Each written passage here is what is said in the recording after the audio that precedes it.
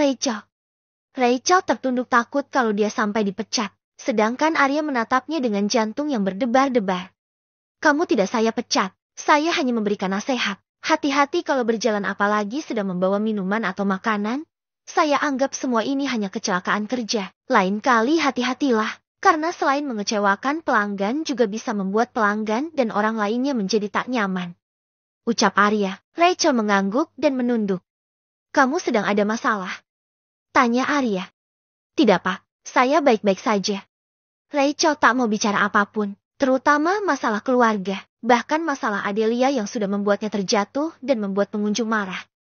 Jadi saya tidak ganti rugi Pak? Tanya Rachel, menatap sendu wajah Arya. Tidak usah, tapi lain kali harus hati-hati. Ucap Arya. Baik Pak, terima kasih. Lain kali saya akan hati-hati lagi. Pak, apa di sini ada CCTV? Tanya Rachel. Setiap pojok sudut restoran ada CCTV kecuali kamar mandi. Kenapa Rachel? Tidak apa-apa Pak. Hanya bertanya saja. Kata Rachel. Arya menatap Rachel yang aneh. Ya sudah, kamu kembali bekerja. Sebentar lagi jam pulang. Ucap Arya.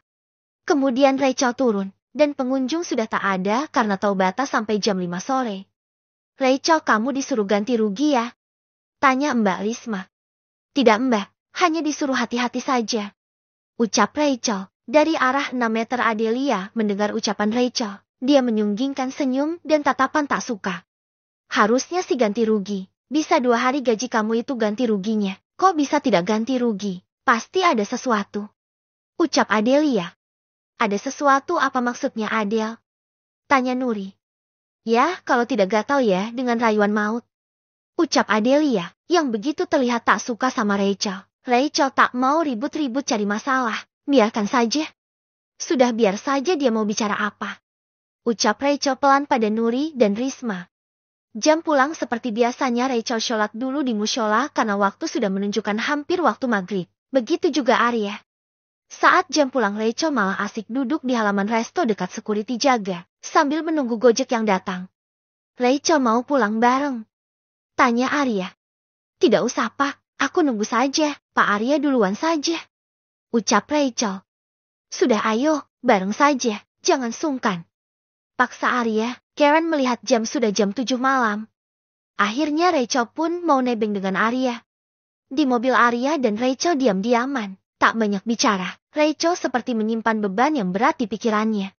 Rachel, kalau kamu butuh teman curhat, kamu bisa curhat denganku. Aku lihat kamu begitu banyak beban. Kata Arya, sambil sesekali melirik ke wajah Rachel. Entahlah Pak Arya. Biarlah aku simpan semua ini. Aku sedang menjalani karma kehidupan aku, dari kesalahan masa lalu aku dulu. Jelas Rachel. Bagaimana kalau kita bersantai dulu sebentar, sambil cari udara segar di pinggir pantai di kota ini? Ucap Arya, mengajak Rachel. Tapi Oma dan Papaku pasti menunggu. Ucap Rachel. Sebentar saja, kamu WhatsApp orang rumah untuk kasih kabar. Ucap Arya. Baiklah. Rachel menurut saja pada Pak Arya. Kini mereka berjalan bersebelahan sambil mengobrol dan menikmati angin malam di pantai kota, yang ternyata juga ramai dengan orang yang santai. Anginnya sejuk banget ya Pak? Ucap Rachel. Iya, kamu kedinginan. Kalau dingin di mobilku ada jaket, pakai saja. Ucap Arya. Tidak usah Pak. Rachel, kalau di luar kerjaan panggil saya jangan Pak.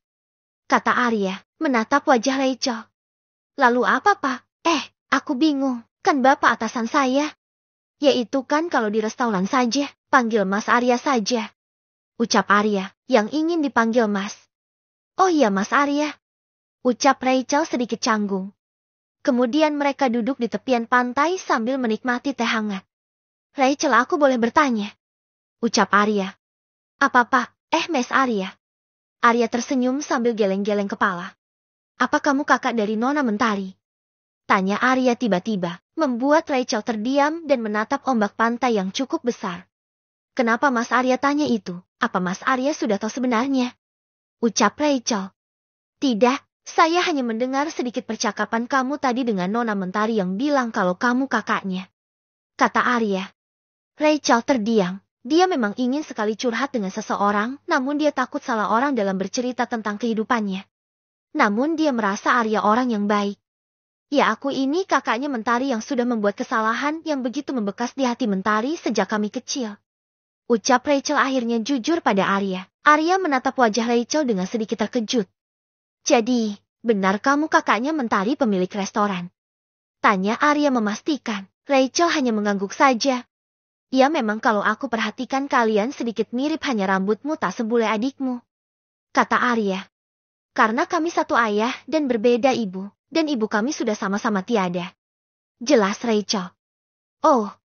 Arya sedikit tertegun mendengarnya.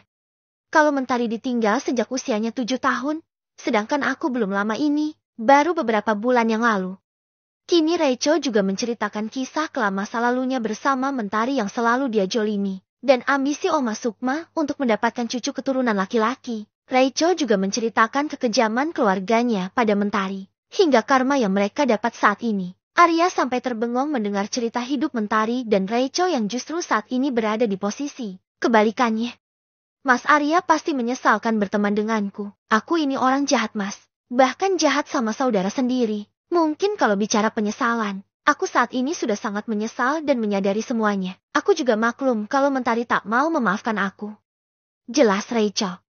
Setiap orang memang punya masa lalunya masing-masing, Rachel. Tapi bukan berarti orang itu tidak bisa berubah menjadi baik, bukan? Ucap Arya. Aku berusaha, Mas Arya, untuk menjadi orang yang lebih baik lagi. Bahkan kalau saja waktu bisa diputar kembali, aku tidak akan memperlakukan adikku sekasar itu. Ucap Rachel tertunduk dengan mata berkaca-kaca. Aku yakin, setiap niat baik, pasti hasilnya akan baik juga. Percayalah. Kata Arya. Iya, Mentari itu memiliki hati yang lembut sebenarnya. Karena ibunya sosok wanita yang baik dan lemah lembut, dia menjadi tegas pemberani. Karena keadaannya yang mengajarkan dia menjadi wanita kuat, bahkan kalau kamu mau tahu, dia pernah mengalahkan preman suruhan ibuku. Jelas Rachel. Preman. Kata Arya. Iya, dulu ibuku sangat ingin menyingkirkan Mentari sampai menyuruh orang untuk membunuhnya. Namun gagal karena Mentari pandai taekwondo bela diri. Sebesar itu, Mas Arya, kejoliman keluargaku. Padahal Mentari tak sedikit pun meminta pada keluarga kami. Walaupun dia hidup susah di desa bersama kakek dan neneknya. Jelas Rachel. Ya Allah. Pantas saja kalau Mentari sulit memaafkan. Tapi kalau aku lihat dia memang baik sih. Ucap Arya. Rachel juga menceritakan tentang perjuangan Mentari ke kota. Dia ke kota bukan untuk bertemu dengan papanya atau keluargaku. Dia di sini mandiri. Bekerja di perusahaan Elix. Sebagai cleaning service kalau tidak salah, sampai Elix terpesona dengan kecantikan Mentari, sehingga dia ditarik menjadi model oleh Elix, sehingga dia memiliki penghasilan besar, dan Elix menjadikannya pacarnya, lalu menikahinya, bahkan keluarga Elix sangat menerimanya. Jelas Rachel. Mentari, pantas Rachel mendapatkan semua itu. Aku harap kamu berubah bukan karena kamu sekarang tahu kalau Mentari kaya, tapi berubahlah untuk dirimu sendiri. Kata Arya. Arya kini memberikan masukan-masukan baik untuk Rachel, dan Rachel pun mendengarkannya.